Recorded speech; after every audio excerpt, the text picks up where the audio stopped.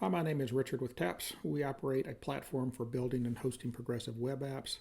Our website is hosted at taps.to, and our platform is hosted at the fi.net domain.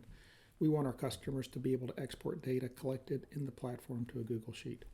Here I will generate a 30-day report for this app and then tap export it to Google Sheets.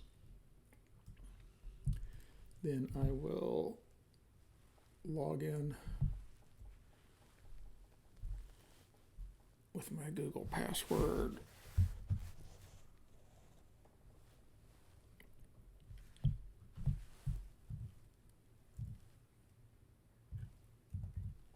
And do the two-factor authorization.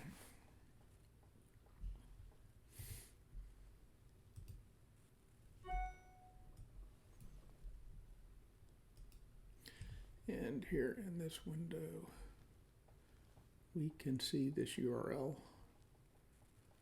I'll pause here.